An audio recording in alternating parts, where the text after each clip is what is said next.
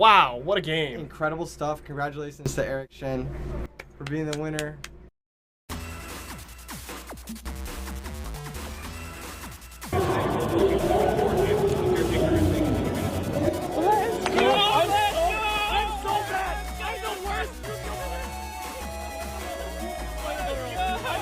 What's up, my fellow Sackers? Can't believe we're recording another Tournament Report win. Really, I don't really have like a script. I normally have a pretty rough outline when I do these videos, but I really just want to like yap and get my thoughts out there. Kind of just want to like take you guys through my experience, what I'm thinking, and just kind of like, I don't know, put you guys on like a audio like story throughout my tournament. Before I start, I just want to say two things. Well, two things. One announcement and shoutouts. First announcement, if you guys haven't heard already, RBET Chicago got announced. It will be on September 20th in Chicago, obviously, and is hosted by primarily Keegan and Marcus Metaphos. But me and HT19, we're also helping host the event, and I will be not playing because I'm going to be the head judge. So if you come and you're not subbed, I'm going to rule against you. I'm just kidding. But yeah, it will be a blast. Venue is really sick. I hope to not make mistakes. That's what I'm really scared of. I haven't really judged anything even close to the size of this. Every day I've been kind of like reading random rulings and trying to make sure nothing obscure gets past me. Like I'm really good with like the meta cards and everything, but like I don't know. Black Garden, F that card, and just like random stuff. Like I really don't want to be caught by surprise, and I want to make sure everyone gets fair tournament, you know. So yeah, really excited for that. And then shout outs. So first, shout out to my girlfriend. She always taking care of the cats when I leave. I'm always leaving, and she encourages me and is very just very grateful that, you know, she also is happy for my success and eventually like my nerd game. So thank you for that. And then shouts to Chai and Jason, my day oneers. We've been yapping about Yu-Gi-Oh for God knows how long, and now that Edison format has become huge, it's just like a dream come true for us to be like bonded together and playing Yu-Gi-Oh again as if we're kids. So that's so awesome. Shouts to Marcus, Kevin, Hector. Marcus for getting third, obviously, and being such a freaking great friend and great player. Kevin for being Kevin, man. He's just a ball of sunshine, and just like, but he can also be like, he's also super serious when he needs to be, and just like great person. And Hector for also being one of the GOATs and being really supportive.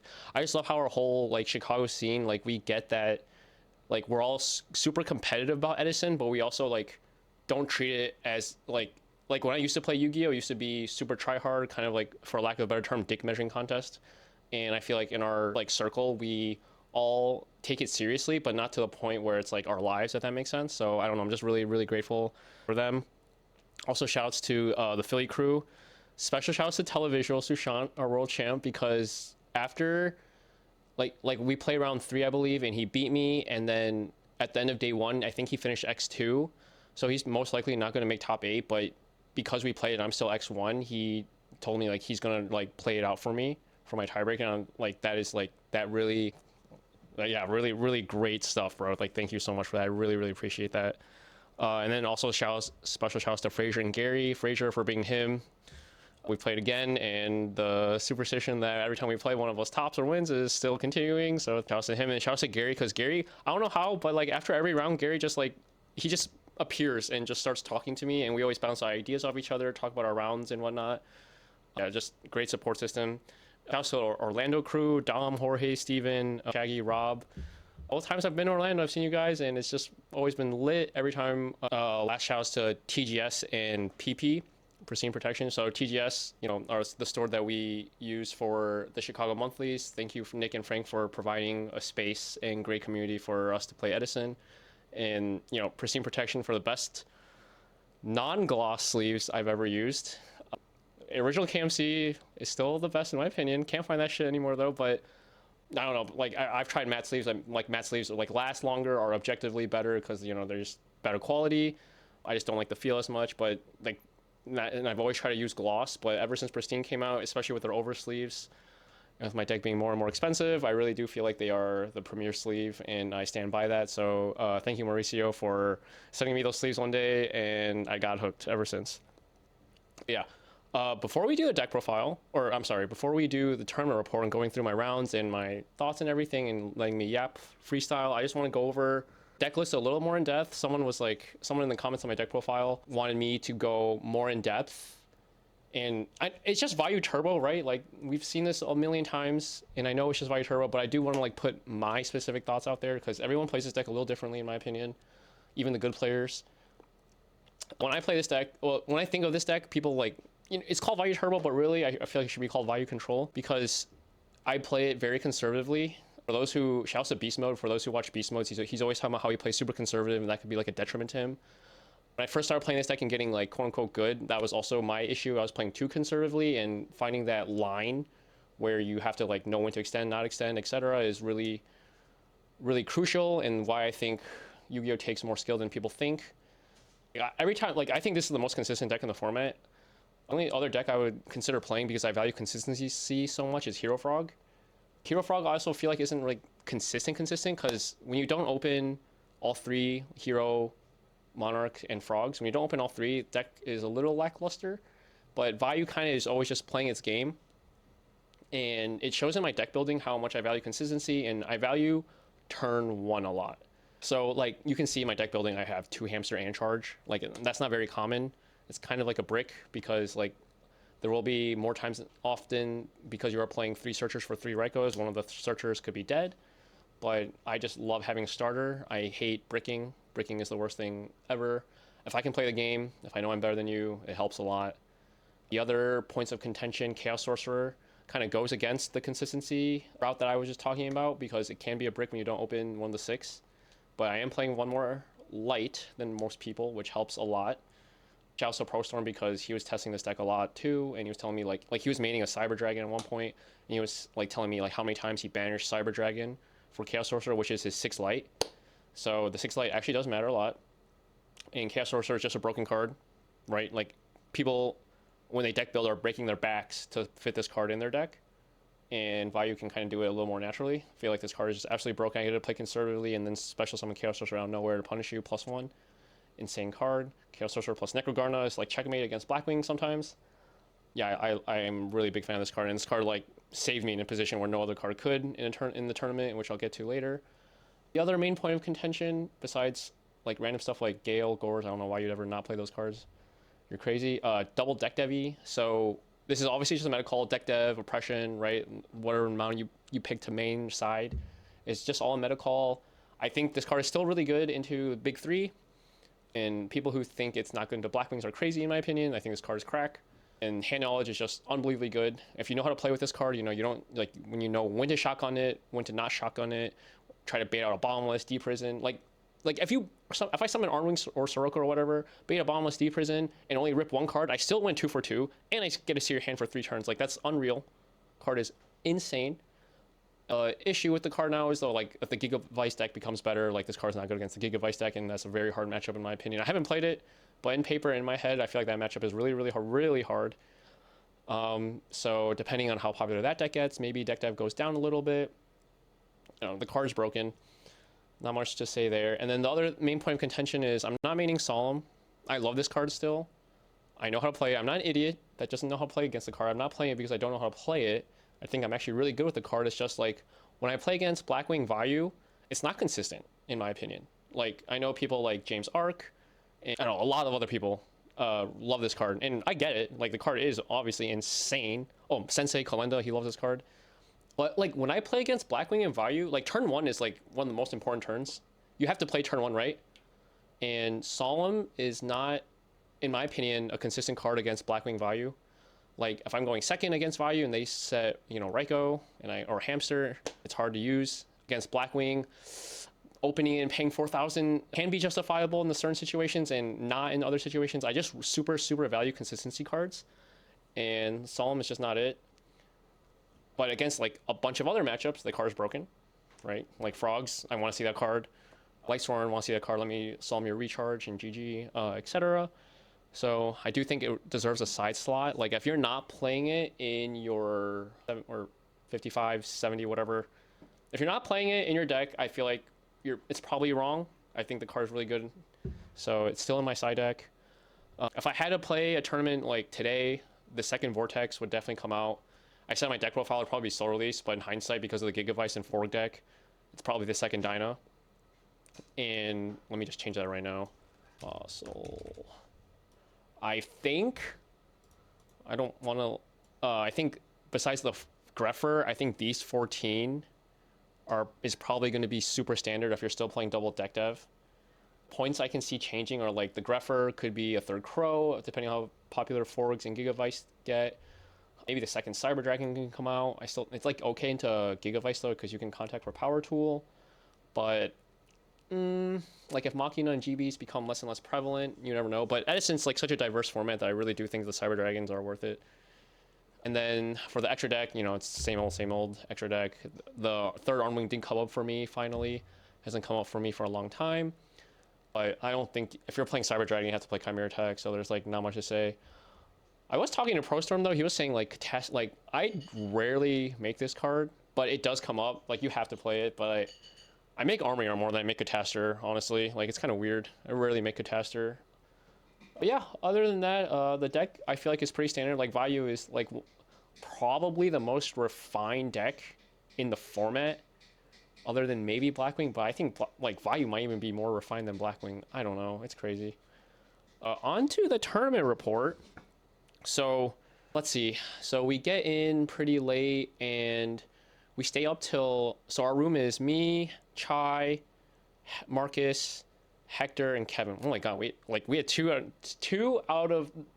our 5 made top 8, which is crazy. And actually made top 3, which is even crazier.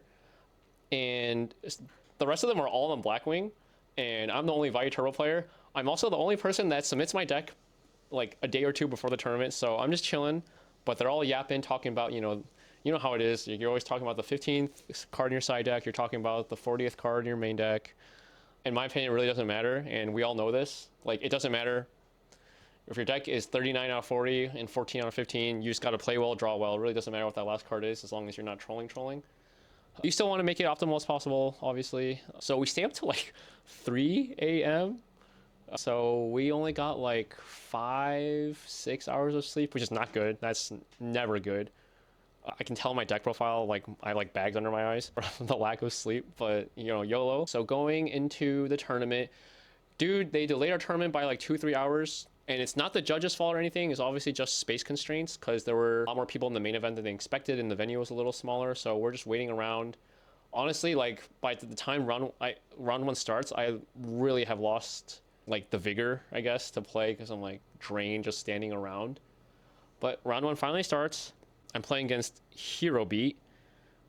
The dude was okay, but he didn't have a side deck, so I'm just like, it's kind of weird.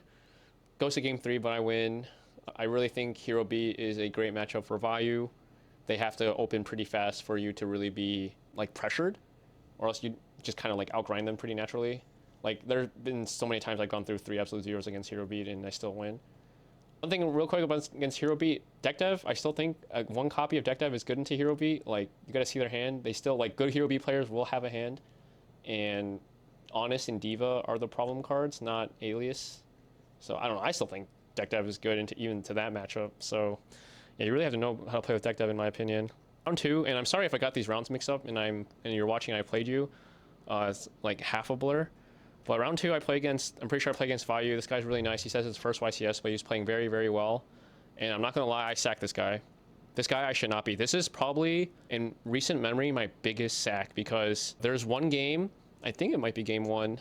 There's like a Sirocco in my graveyard, and my only cards that are banished are Necro and Hamster. I have 1 Vayu in hand, nothing on the field except a set return, and he has like Silverwind, Armor Master. I'm at like no life, so I'm like, wow, I'm cooked. I draw Chaos Orc, so this is the sack I was talking about with Chaos Orc. This card like got me out of a situation that no other card could have got me out of, really. Like, I guess I could have drawn Greffer and pitch and kind of like play the game a little, but Chaos Orc like sealed the game, because I special Chaos Orc, banish Gale and Raiko, return, end up making Bryonic with Necro Gale. Special, like, I already special Chaos Orc and banish 1, then I didn't have to do this, but I thought it was cool. I pitched Vayu to bounce Chaos Sorcerer, resummon Chaos Sorcerer, banish again, use Vayu effect, and kill him. Yeah, so that was crazy. That was definitely my biggest sack in a long time.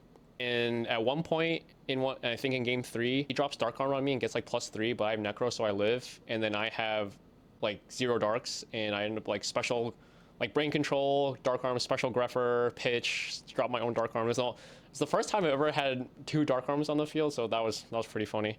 Shouts to Dom for taking that picture. That was insane. Round 3, I play against our World Champ Televisual. He cooks me. Game 1, I remember him Goyoing taking my Dark End Dragon. I was like, damn, that's the first time my Dark End Dragon's gotten taken, I think. Or it might have been the second time. But yeah, it's like dude, like someone summoning. There's something about someone summoning like a $10, $20 card, it's taking your $2,000 card plus. I'm just like, dude, this is ass. But yeah, there's basically in game, I won game 1 because he made a calculated risk where my back row is anything other than Mirror Force. He wins the game pretty much, but it was Mirror Force and he goes super neg. I still think it was the right play though, as he was behind. And then in game 3, I don't know if you guys watch my deck profile. If you haven't, please watch, but I do have like a hand where I have Soroko, Grepher, Arma Burial, and because I'm not playing the 3rd Armed Wing, I can't kill him, so I end up losing that game. But yeah, Sushant's really, really good. Definitely had good player aura and everything, so shouts to him, especially for him playing more in day 2 to help my tiebreaker.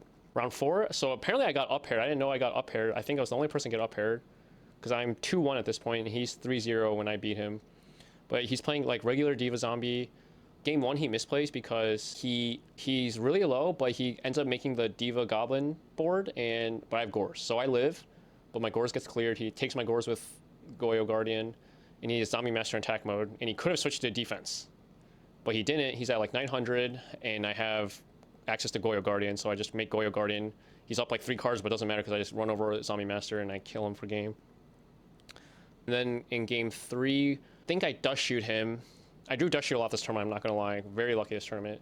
But yeah, game 3 I dust shoot him and I put away his Cyber Dragon. He has like 5 trap cards and you just can't play the game really. He also decided and kept in Solemn when we didn't have too much time left. So I won before time, but I'm like, there's no way he's winning with Solemn as a back row. Like it's just dead because of time. Round 5, I'm like, wow, I haven't had a team kill yet because I don't know why, but like almost every turn I get a team kill at some point. And I was like, oh, I haven't had a team kill yet. And then I end up playing against Frazier. And Frazier never knows who he's playing against. He just he's too cool and had people always tell him where he's at. And I'm like, as I'm walking up to the table, I start like screaming. Well, not screaming, but I'm really loud as a person. And I'm like, of course, we have to play. And he's like not really paying attention. He's like, what? I'm like, dude, we're playing. And he's like in disbelief. And he starts making the superstition. He's like, well, it's a good thing because normally when we play, one of us has always won or topped. Game 1 against him, I dust shoot him. Yeah, I dust shoot him game 1, and I see heavy Gores, which is very lucky for me because, in my opinion, from my experience in the Hero Frog matchup, those 2 cards are the most defining cards and the most polarizing cards in the matchup because it's normally very plus EV for Vayu to get in there. And if they have Gores, they have Gores, but it's like plus EV, so you still have to do it, which sucks. And then it is plus EV to set multiple because if you stun them that turn, you win. So you just do it anyway. So knowing Gores and Heavy are good because I get to play around it the whole game, and I win. Game 2, I don't open too hot, but he plays really, really freaking well and chokes me out. Like he gets super value on every trade, and I just like can't keep up. And then game 3, we don't have too much time left. I think like, I don't know, 7-8 minutes or something. And I open double Oppression and Gores, and I'm like, pass. And he summons Stratos and attacks, and I'm like, thank God. So I drop Gores, and I'm like, he's gonna set a back row, but he just passes. He just passes with no back row. And I'm like, there's no way Frazier is bad enough to play into the only card he has to play around. So I'm like, he definitely has Gores. I draw Card Trooper though, summon Card Trooper mill 3, switch everything to attack mode, attack with Gores, attack with token, and then when he freaking Frazier, he I don't know if he meant to do this, but he did something with his body language that made it really seem like he didn't have Gores. And I feel like he just good playered me with body language, because I got a read from that. I wasn't going to attack with Trooper because I'm like, I just don't want to play into Gores. Like he doesn't have Treeborn access yet at least. So I'm like, okay, so I'm not going to attack with Trooper. But then the way he did that body language, I attack with Trooper and then he dropped Gores. So I set deprison and oppression. He switches both to attack mode on his turn. Attacks, I deprison the Gores, and then main phase 2, he summons Substitute to try to pop his token to get dupe block, and I flip oppression and he extends the handshake. I think if we had more time, he might win because knowing him, he would just summon Stratos turn 1 and then set Dust Tornado. He had Dust Tornado's hand and set Dust Tornado and pass. And if he does that, I think I'm cooked because then he will get dupe block. He will get dupe block off. I don't really have much gas. That was a good match. And then round 6, I'm playing against Vayu in the mirror. Frazier has dropped now because he's X2 and he's watching me. It's funny because that match we're both dust shooting and deck deving each other. Like most of the time we did know both each other's hands. There's one game where I think I deck devved him and I see mirror and return, and the return is good. Like the return is gonna cook me. But he's in a situation where like and he sets 1 and passes and I have heavy in hand. So I'm pretty sure he had set mirror and he did based on the game situation. So I'm like thinking, and eventually I decided to, and shouts to Ryan Knight, he was gassing me up for this. I set hamster, set Rhoda, and set heavy. And I think he had Kais on the field or Sirocco, I can't remember, but he swings into my hamster and then he sets everything. So he has 3 back row now, and then I go on my turn, flip Rhoda, flip heavy, and then yeah, Frazier was giving me some big ups for that and posted this stupid picture of us, like it wasn't even game 3. He just did that in the middle. I'm like, oh, this is funny. Yeah, so that was a good play.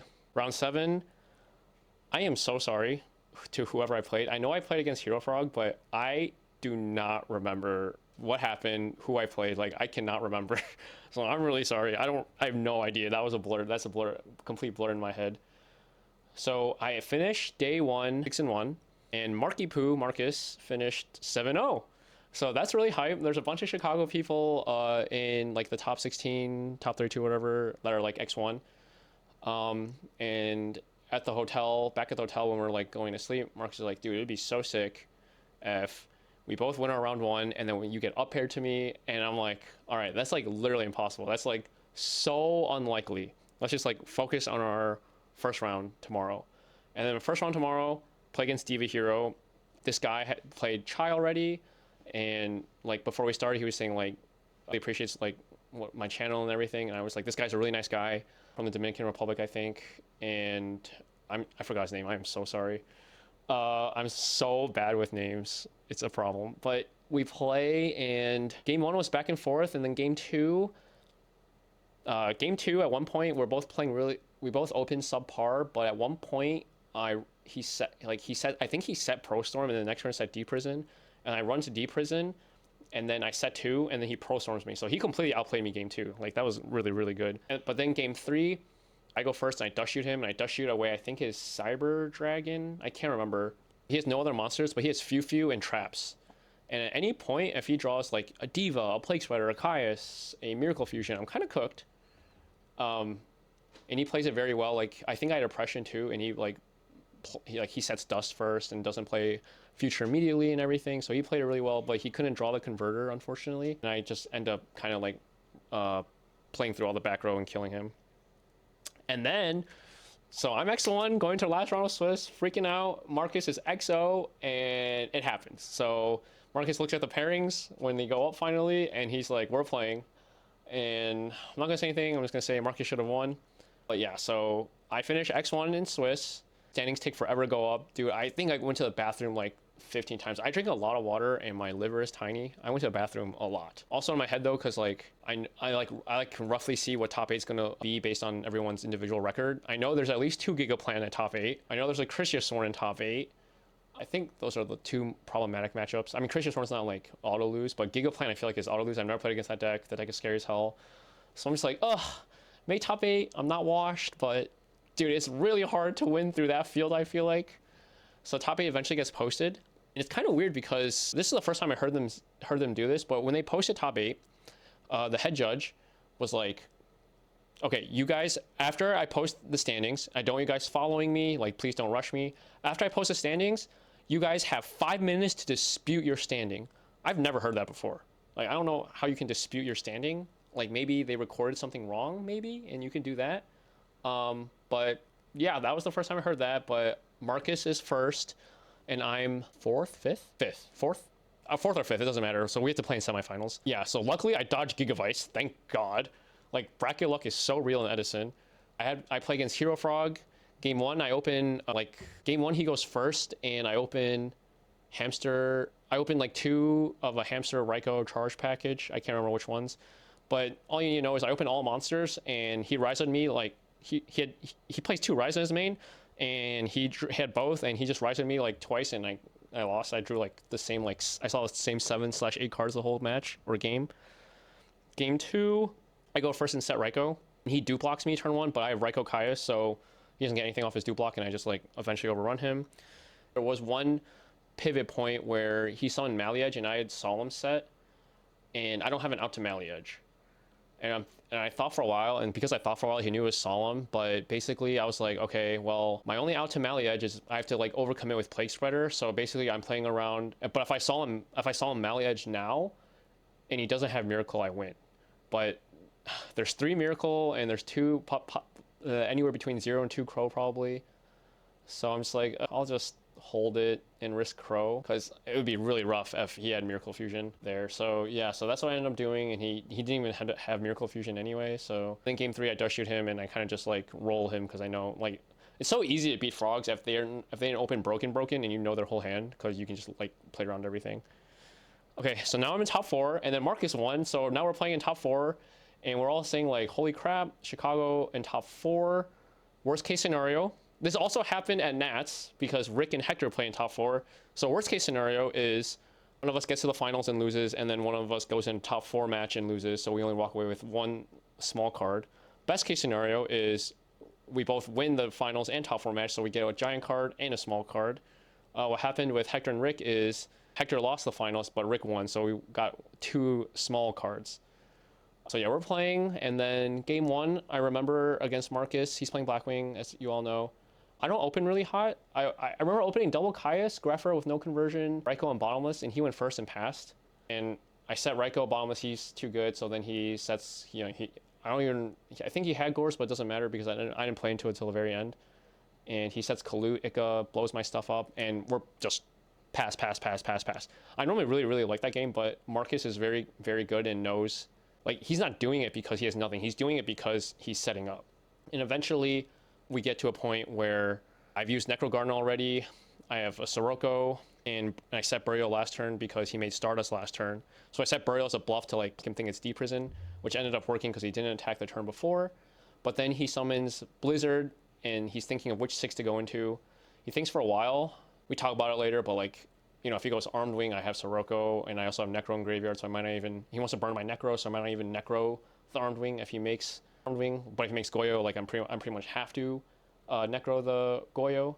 So he does make Goyo, I Necro the Goyo, and then, which tells him like he's like more free to attack with Stardust.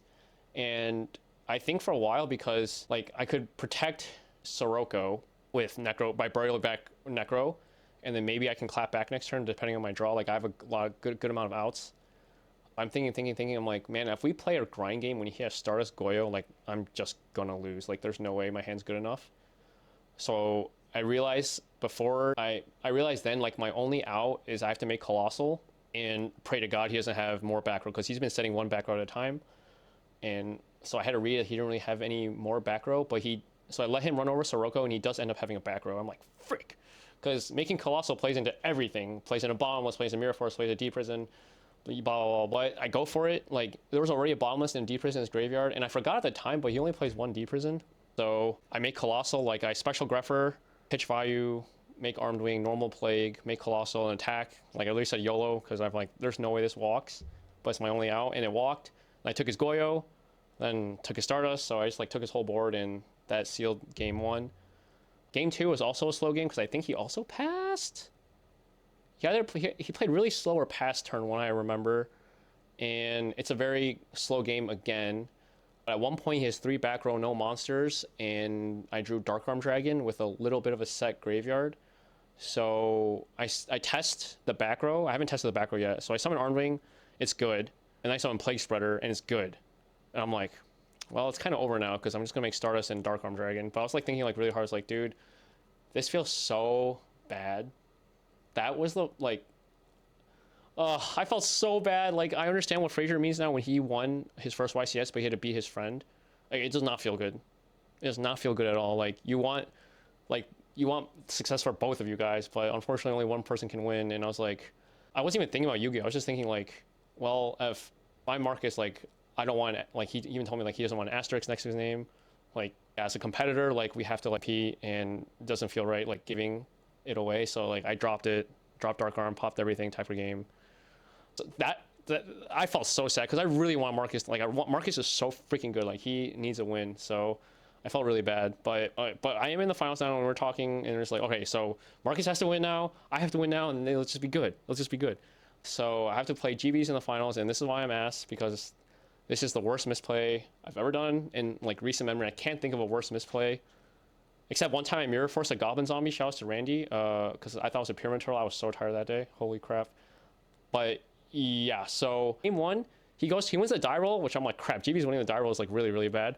But game one, he just sets 5 passes, and he draws no monsters for like 4 turns.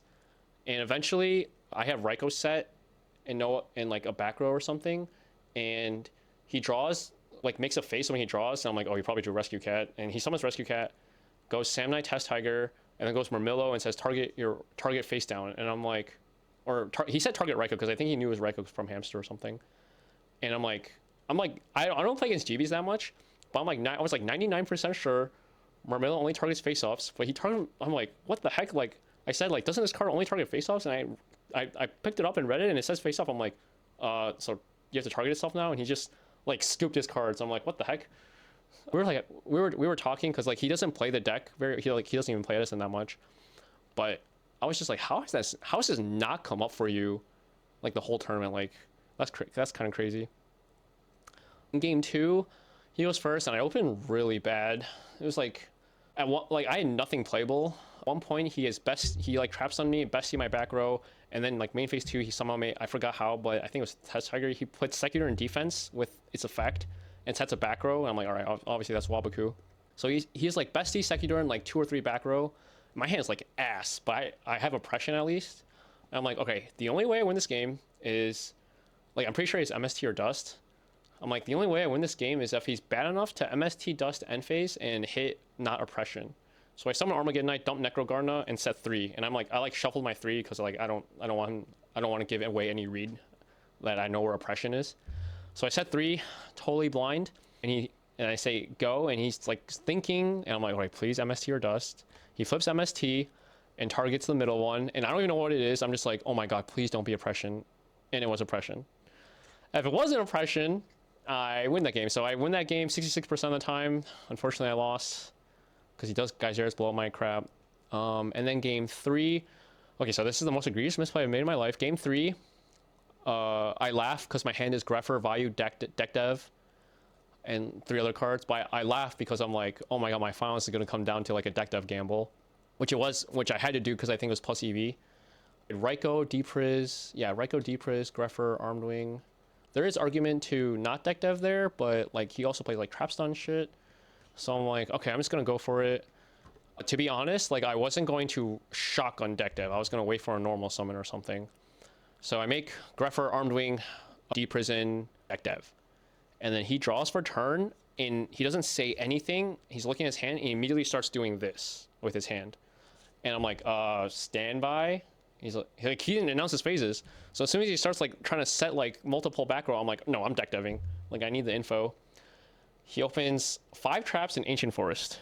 So I just went -2, and he was gonna set, he didn't even have Solemn or Starlight, so he was just gonna like set the kitchen sink and hope I went heavy or have heavy. I did not have heavy. But instead he only sets like 2 or 3. I think he sets 2. I can't remember. But then I forget Ancient Forest has the flip effect thing. Totally forgot about that. And I set Raikou, and then he activates Ancient Forest. I'm like, I'm an idiot. Then next turn I draw Dust Tornado. He draws Ready Ari, so it gets destroyed by Deck Dev. So he has no monsters still. I draw a Dust Tornado, and I'm like thinking for a long time like what to do because it's kind of weird. It's a very weird situation. And I'm like, oh, I'll just tech Raikou, tech Greffer, and then I'll Dust Tornado the Ancient Forest. Because he has Deep Prison, and I really want to bait Deep Prison, and I don't know where it's set. So I was like, oh, I'll just attack tech. And then I forget that Dust Tornado is still in my hand. My brain just short-circuited. and I was really tilted. Like, really tilted when I did that. I just went -4, dude. I just lost Greffer, Armed Wing, Deck Dev, Raiko.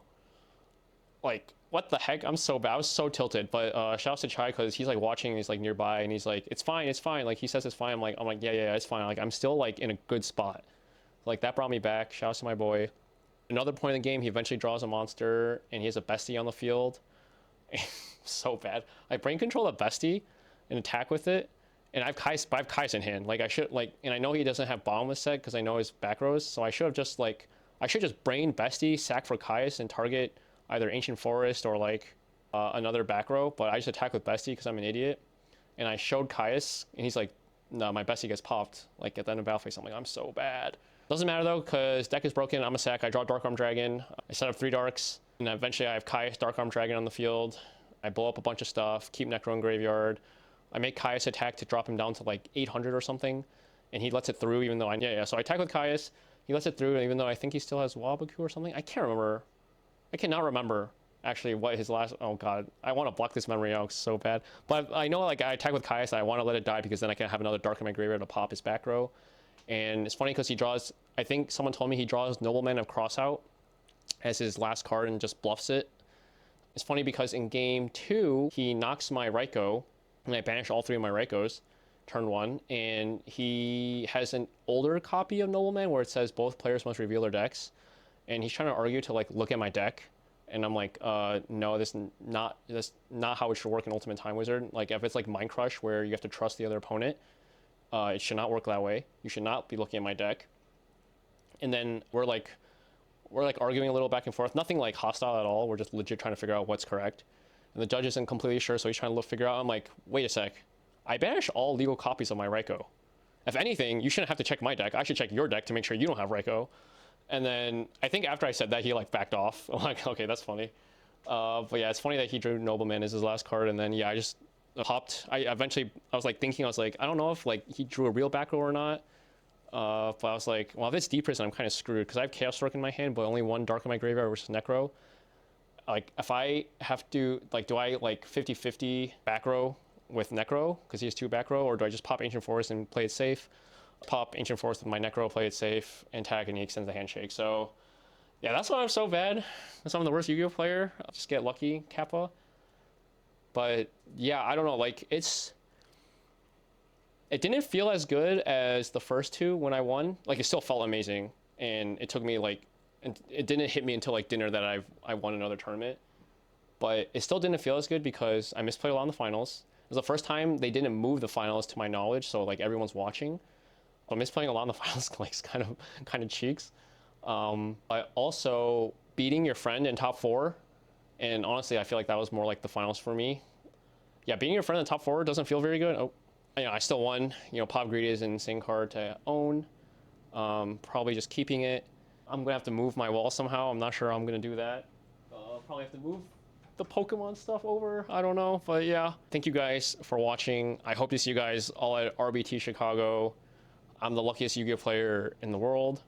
That's all I really gotta say. I will be uploading much more content, and yeah, I don't know. I just really want the community to grow. Edison has been such a blessing for me. Like, I know it's kind of sappy to say, but it really did change my life. Like, I met so many new people and made so many new friends through Edison that I hope to have like lifetime relations with, and I don't know, it's freaking great, man. Like, us boomers being able to play a boomer game is just awesome. I don't have time to play a modern card game to keep up with all that stuff. Edison's changing enough for me already. Like, I don't know about you guys, but Edison changes too much for me already. Like, I kind of wanted to slow down a little. Like, there's too much to keep up with already. Like, I definitely could not keep up with a modern game with the card pool changing. So yeah, thanks for watching. I really hope to see you guys at RBET Chicago. Peace. 3. We are the Love Sick Girls!